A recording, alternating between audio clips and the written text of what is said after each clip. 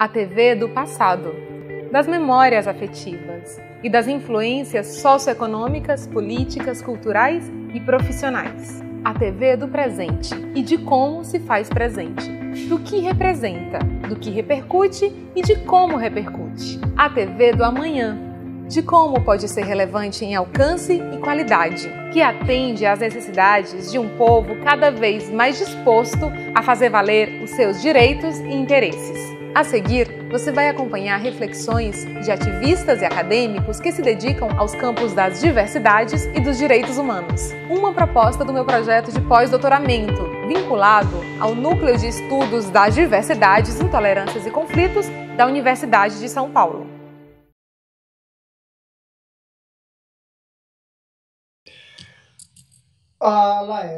Laerte sou eu sou uma autora de quadrinhos e cartoons e desenhos de humor.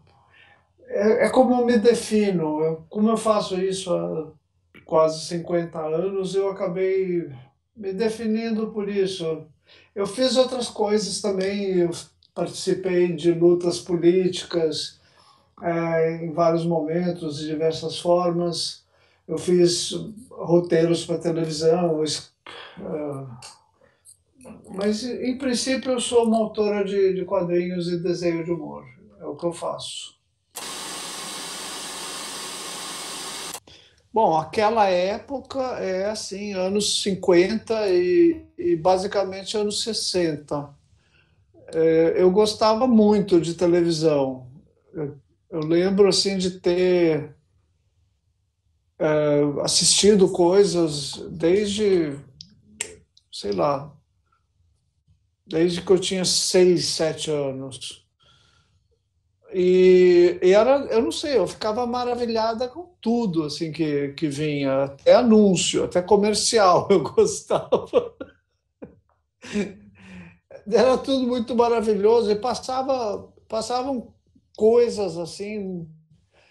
Naquela época ainda não tinha por exemplo, não tinha uma produção de desenho animado própria para a televisão. Eu acho que a primeira produção para a televisão de filmes de animação deve ter sido Hanna-Barbera, Don Quixote, aquelas coisas. Mas antes disso, passavam desenhos que eram feitos para cinema e muitas vezes com som original, sem legenda, ou com uma legenda. Assim. Eu lembro de desenho animado, por exemplo, da tartaruga que queria voar. E ela, no final, ela cantava assim, I can fly, I can fly. Todo mundo sabia essa fala dela, porque era em inglês o filme. A gente não entendia. A maior parte das falas a gente não entendia, mas I can fly. Ela, ela era compreensível e víamos muito Pica-Pau, desenhos do Pica-Pau, víamos filmes também, seriados, Hopalong Cassidy, Roy Rogers, com legenda.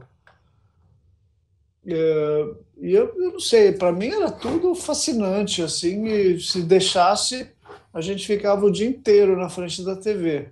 É que a nossa vida era muito interessante também. Nós, ali com, sei lá, 8, 9 anos, assim, a gente morava num bairro que hoje é um bairro metido, é um bairro cheio de guarita, tudo meio gentrificado, assim. Mas naquela época era um bairro que parecia uma cidade do interior, tinha rua de terra, os loteamentos já miravam assim a classe média, mas o bairro todo era meio precarião, não tinha muito telefone, era uma coisa assim. E a gente brincava muito na rua, tinha espaços de mato para a gente correr, jogar bola. Então, o momento de ver televisão era mais assim, final da tarde ou à noite. De manhã, aí dependia um pouco também do horário da escola. Então, tinha escola, tinha um espaço e uma hora para se brincar, né, na rua. Tinha muita criança, muitos jovens e crianças da nossa idade, assim. Então, ver televisão era no tempo que sobrava, e a gente via com muito prazer. Era assim, muito, muito legal. Alto de Pinheiros. Hoje é um bairro besta. Hoje você não vê ninguém na rua, só segurança. Você só vê segurança e ali as guaritas, assim. Mas naquela época não tinha guarita, não tinha segurança, não aliás, tinha um segurança, ele andava a cavalo, olha só. O seu João tinha uma casinha ali um barracãozinho dele para ele guardar as coisas dele, e ele patrulhava a cavalo. Bom, esse era esse é o bairro em que eu morei. E a presença da televisão era muito grande, assim, a gente via bastante. Tinha o Repórter Esso, tinha alguns noticiários muito conhecidos na época, e eu não me interessava, assim, eu achava aquilo um momento meio chato. Ver futebol também era bem chato. Eu, eu achava muito tedioso assistir jogo de futebol. Era preto e branco, né? Então, e tinha uma questão com a luminosidade quando a câmera mudava da área do campo onde estava a sombra para a área da luz, tinha um tempo para ela se acostumar. Então, você ficava sempre alguns segundos sem saber o que estava acontecendo. Especialmente quando era um time que nem o Santos, que o uniforme era todo branco, assim, passava da sombra para a luz e você não via mais nada. Tinha que esperar. Assim. Mas, de qualquer forma, eu não seguia muito o futebol, não. Futebol não futebol e notícias eram programas para os adultos. Agora, tinha programas de adulto que eu gostava. A Hebe tinha um programa chamado O Mundo das Mulheres, e tem alguns programas assim para o público, mirando o público feminino, que eu gostava. Muito cedo, pelo menos ali no bairro, muito cedo as famílias todas se abasteceram com televisão, com esse equipamento, né? Acho que não tinha nenhuma das casas dos meus amigos que não tivesse uma TV. Algumas casas não tinham telefone. O telefone era um item mais difícil assim de constar numa residência do que televisão. Eu lembro que as pessoas que na minha casa demorou a ter telefone. A minha mãe pulava o muro para atender o telefone no vizinho.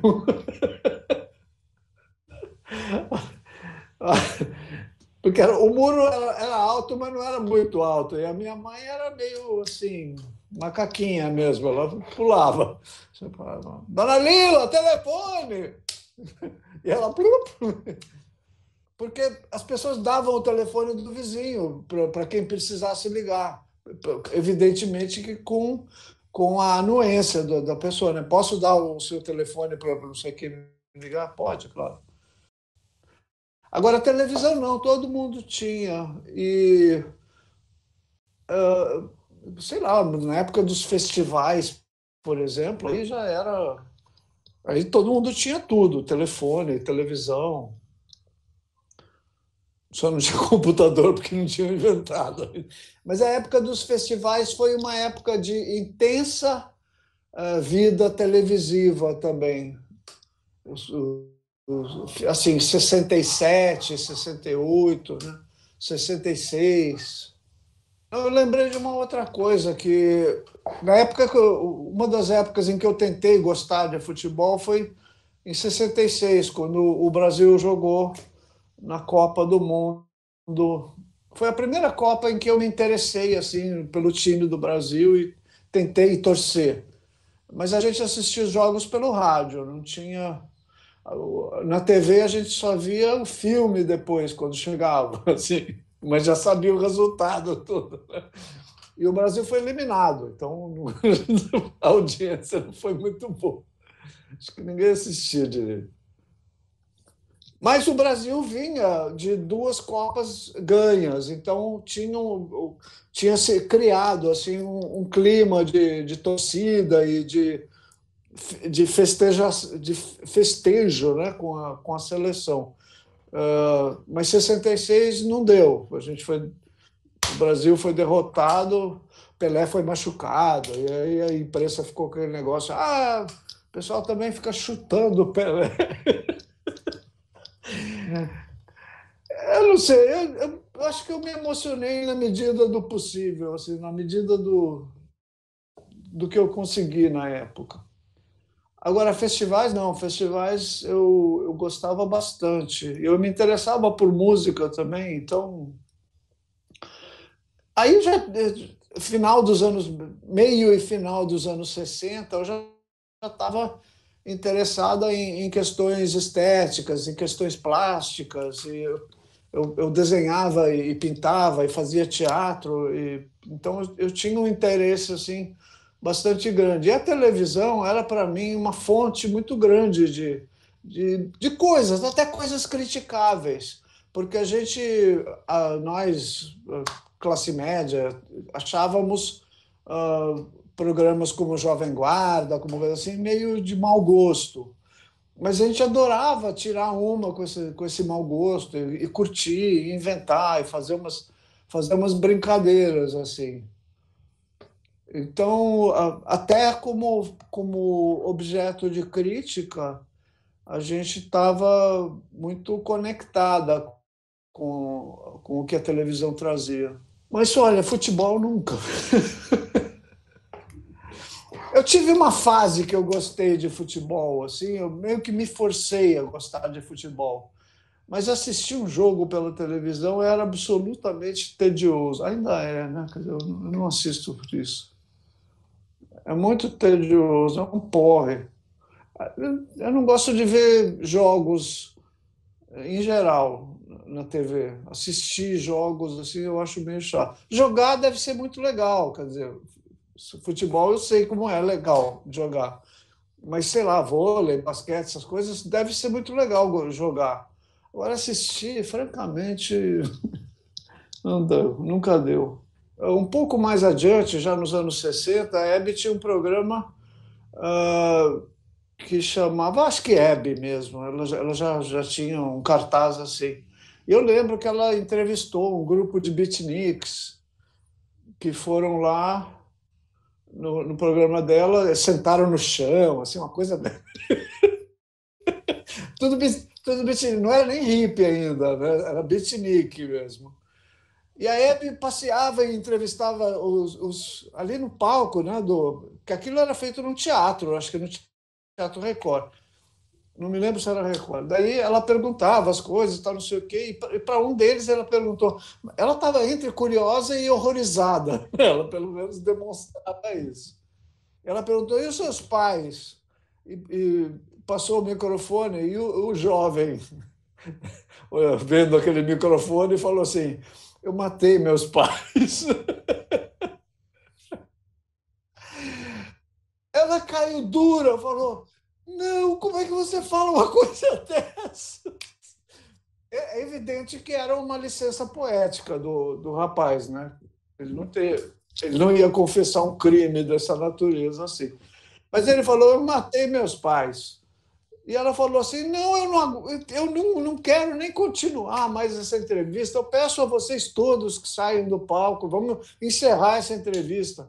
E todos se levantaram e saíram. Era assim, um grupo de, sei lá, 7, 8, 9, tudo beatnik, né? Meninos e meninas. Saíram, e aí ela chamou no palco o Agnaldo Raiol, que veio e cantou Mamãe, Mamãe, Mamãe.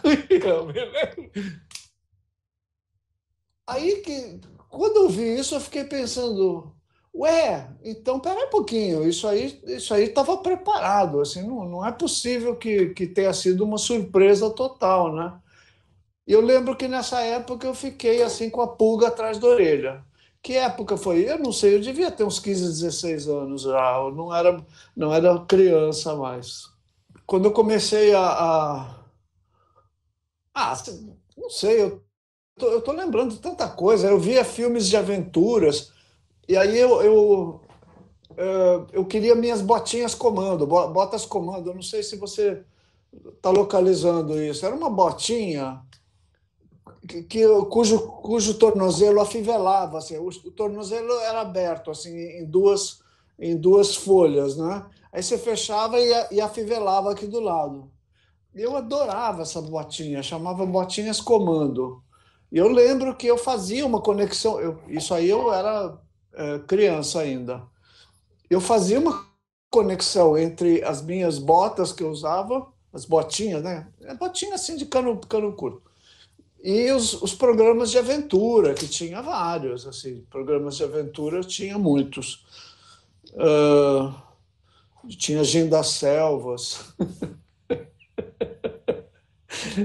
tinha Desafio ao Homem, tinha o Jet, como é que chama? Jet Jackson, tinha o Homem do Fundo do Mar também, que era o Mike Nelson. E eu gostava muito disso, influenciava muito as minhas brincadeiras, mas também o modo de me vestir.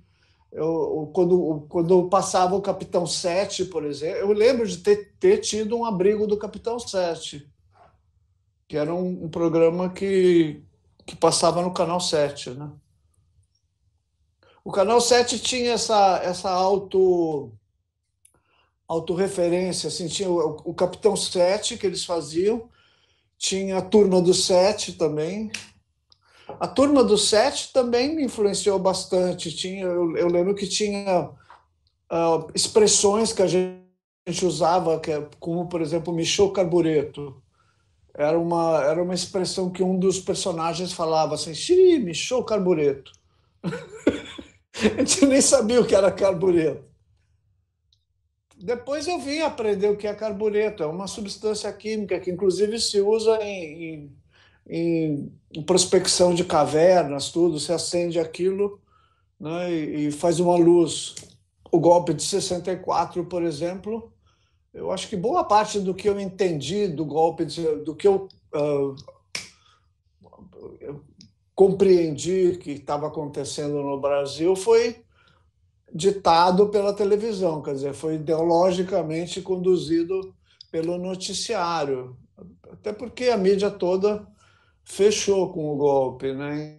Então, a ideia de que a gente estava vivendo uma situação estranha, de exceção, mas que era para o nosso bem, ficou bem clara para mim naquela época. Em 64 eu tinha 13 anos. Eu lembro também quando o presidente Kennedy foi assassinado, em 63, né? Eu acho que a notícia veio pela televisão também e eu fiquei absolutamente chocada com aquilo, porque eu adorava o presidente Kennedy. Os Estados Unidos, o Kennedy, para mim eram coisas muito valiosas. Assim. E saber que ele tinha sido assassinado, assim, isso começou a repercutiu muito, né, em rádio e televisão.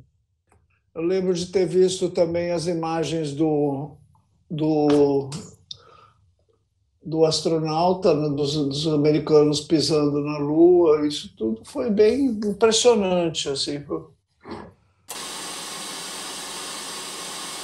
Não, não, eu nem tenho mais TV.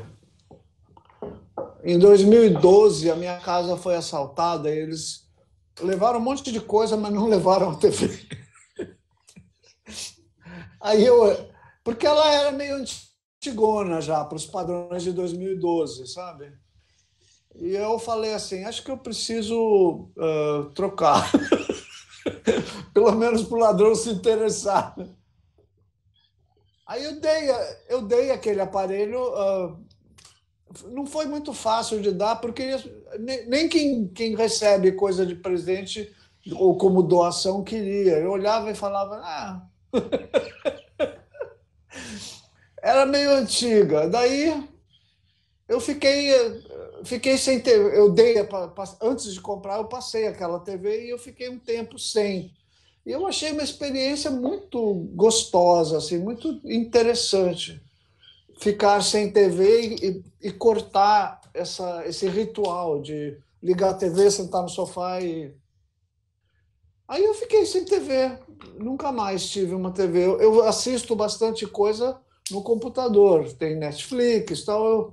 Eu vejo o que passou a ser a TV para mim. Mas naquela época em que eu parei de ver TV, eu já estava adepta de TV a cabo, eu não via mais a TV aberta.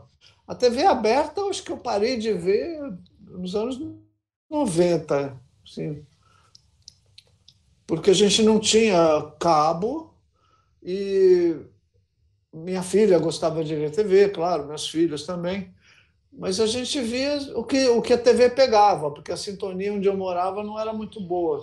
Ali pegava SBT e Record. Eu nunca assisti Globo.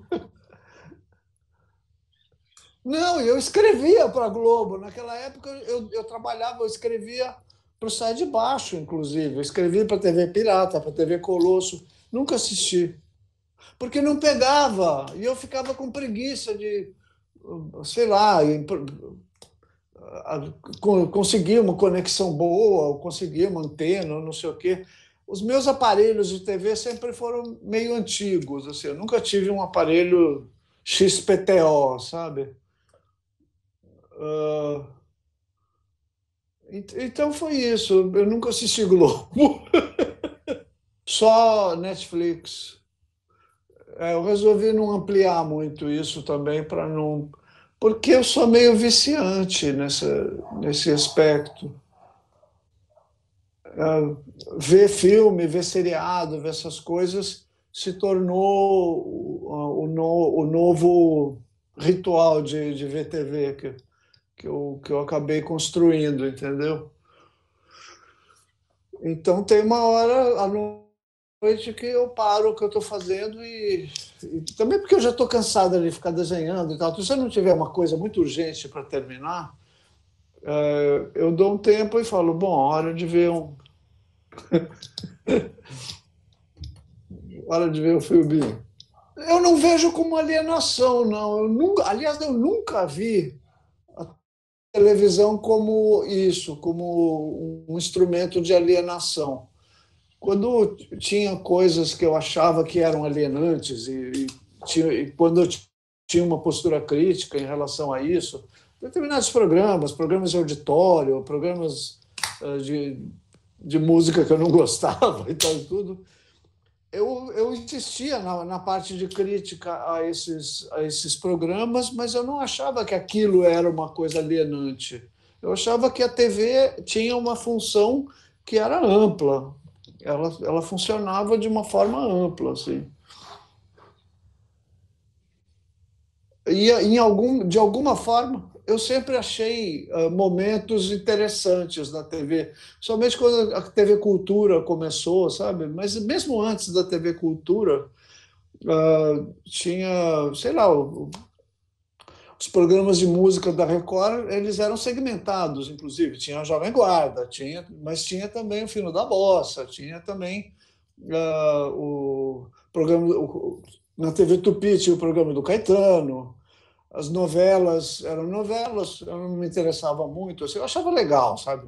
Mas eu não me interessava muito porque também tinha uma questão de horário, ali não dava muito. Mas eu assisti Beto Rockefeller, por exemplo. E não só assisti, como achei muito legal. Beto Rockefeller, que era da Tupi, né? Sempre houve alguma coisa que me interessava, assim, que eu achava valiosa, né?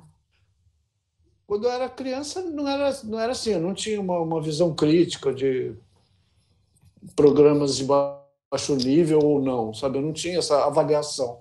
Ali eu achava coisas legais ou não legais. Em geral, eu achava tudo legal. Agora, quando eu comecei a virar essa pentelha, assim, que divide o mundo entre coisas de nível e coisas sem nível, mesmo aí eu sempre achei, em algum ponto da programação, eu achava coisas legais. Olha, do pouco que eu vejo, por exemplo, quando eu vou fazer unha, quando eu ia fazer unha, a minha manicure deixava sempre a TV ligada, uma TV enorme, fica no meio da sala, então não tem como não ver. E ela deixa ligada no Datena, ela deixa ligada nesses programas de tarde, porque a hora que eu vou fazer unha é à tarde. E aí ela deixa ligado nesses programas assim, vespertinos, sei lá, Sônia Abrão, porque ela gosta também do horóscopo que aparece. E o marido dela, quando está pela casa ou pela sala, ele bota no Datena. E aí eu acho que isso, sim, é um horror. É um horror. Tinha que haver um controle desse tipo de programa, porque eu acho muito daninho. Acho que é um tipo de. Eu estou falando do Datena, né? Datena é aquele o moço que morreu, Marcelo Rezende. Esse tipo de culto à polícia e à violência policial, esse tipo de visão torpe, né, sobre o que é a delinquência, que é uma visão preconceituosa, racista, de classe, machista. É um horror esse programa. E aí eu acho que, não sei, eu faço essa crítica a esse tipo de programa e eu espero que algum dia seja possível estabelecer algum nível de controle sobre essa programação, porque não dá pedal, não.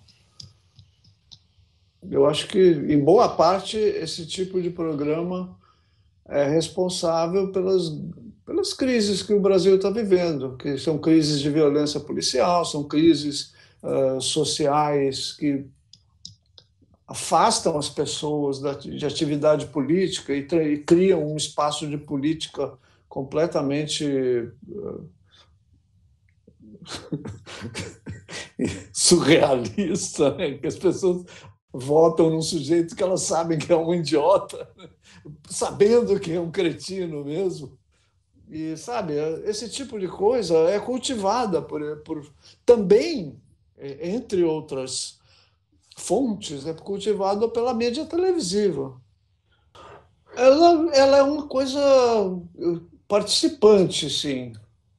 Eu não vou entrar na questão se é necessária ou não necessário. Ela existe, ela faz parte do cotidiano das pessoas, ela faz parte dos equipamentos culturais e de comunicação do nosso país. E tem que ser assim, tem que ter.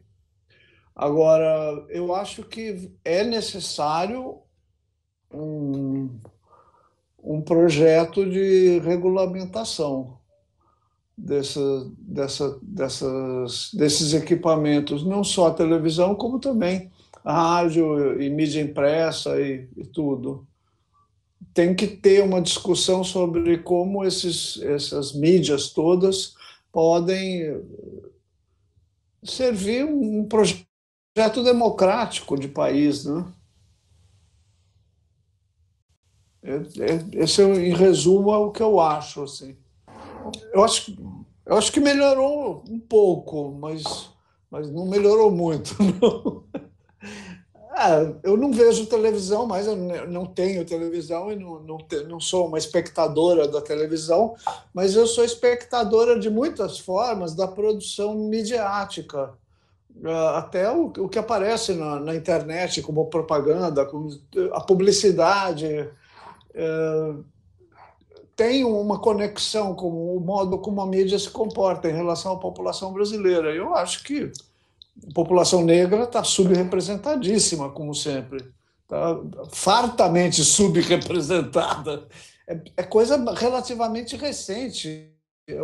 Atores e atrizes conseguirem papéis e protagonismos em obras de ficção ou aparecerem como target na publicidade, para não falar de LGBTs, para não falar de gente trans, para não falar de questões regionais também. Sabe, isso é um fato mesmo. Por quê? Porque a sociedade brasileira é uma sociedade racista, classista e sexista. Então, a mídia precisa, de alguma forma, tá envolvida com um projeto de mudança. Não sei, eu não vejo televisão, mas eu vejo o Brasil. está subrepresentado e é necessário que essa subrepresentação seja superada. É necessário que a mídia reflita a realidade de um país de forma generosa, de forma abrangente, de forma democrática mesmo. Fazer a conexão entre propostas sociais justas sociais e políticas justas e produção intelectual, artística, ficcional, não é uma coisa simples, mas eu acho que é uma coisa necessária. Por ser complexa não quer dizer que não seja necessária. É necessário, sim, tem que ser encarado. É um problema que humilha populações, que alija populações, que deixa a gente de fora. É injusto, né? Essa postura discriminatória da linguagem da mídia é injusta com muita gente. E buscar uma situação melhor, eu acho que é necessário, sim. Pode em alguns momentos, conflitar com questões de criação, questões literárias, questões poéticas e tudo.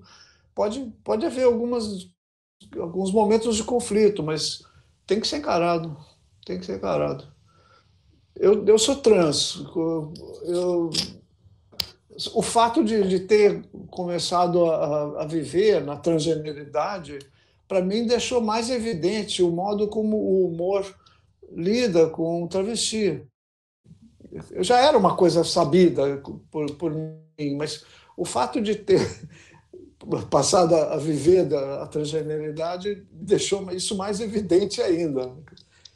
Como o cartoon, a charge, a história em quadrinhos, a piada gráfica retrata de forma agressiva e humilhante a situação das travestis, né?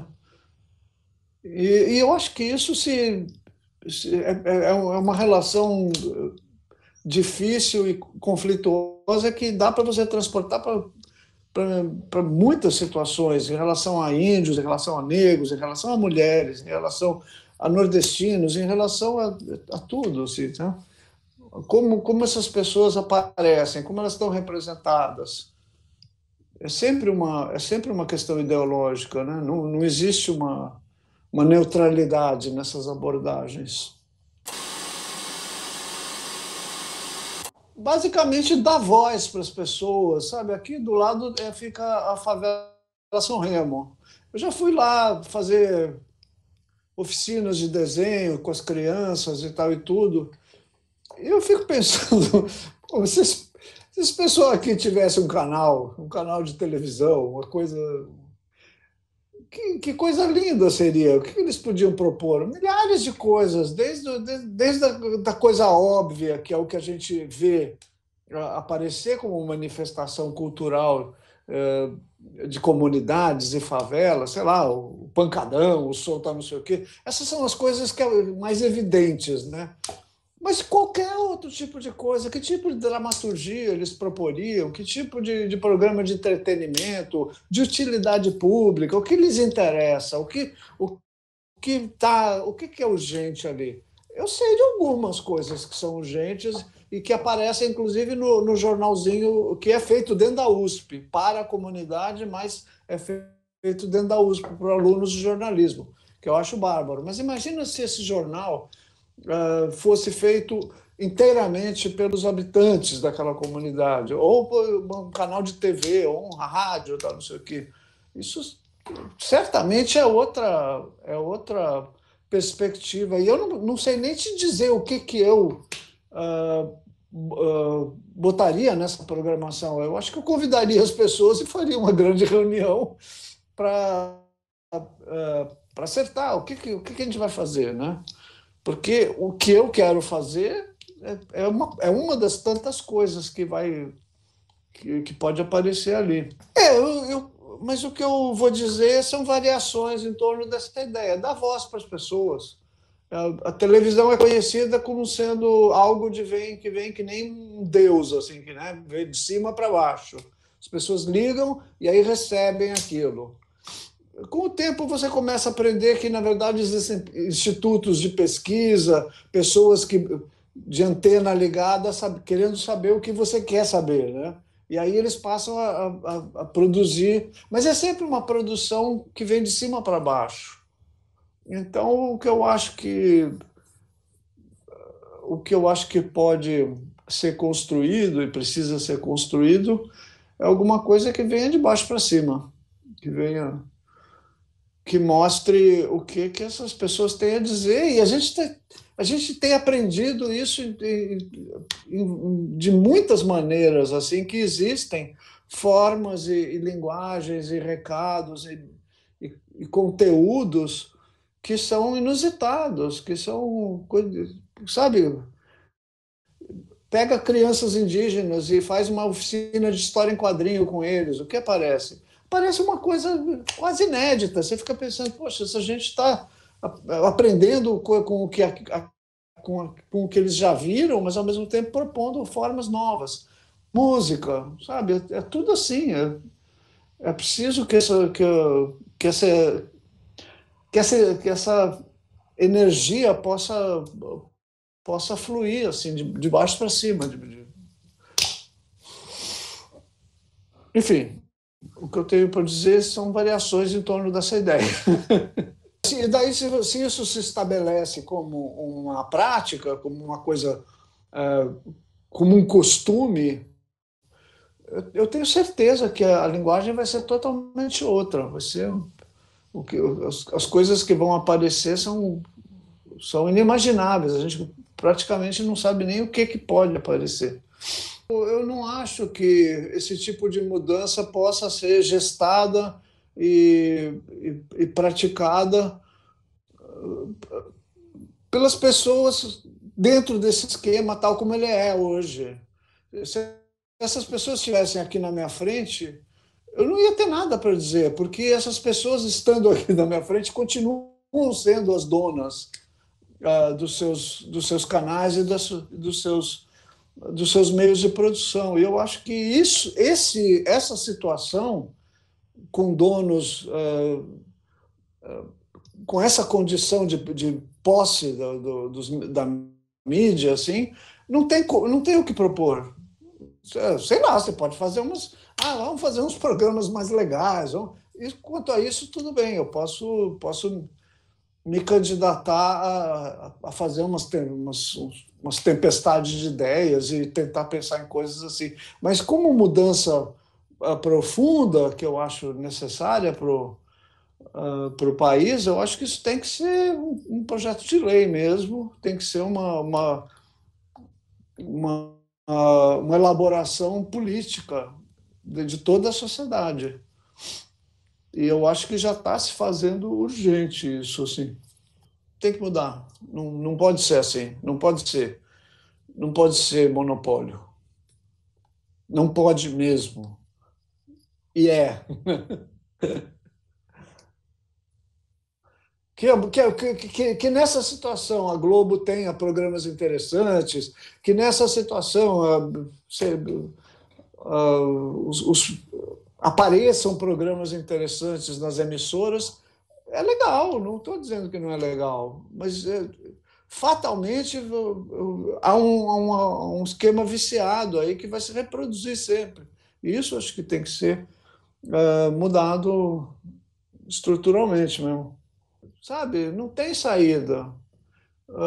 Você achar que é possível trabalhar com o governo Bolsonaro, por exemplo, é uma ilusão total. Mas que eu acho que é possível enterrar essa fase bolsonarista, sabe, superar esse movimento politicamente e reconstruir uma situação democrática no Brasil, eu acho que é possível. Se não for possível, paciência, eu vou morrer tentando, porque eu acho que é a única coisa a fazer. Não é uma questão de fé que na próxima eleição a gente já vai recuperar. Não é assim, está difícil mesmo. Não estou dizendo que é fácil.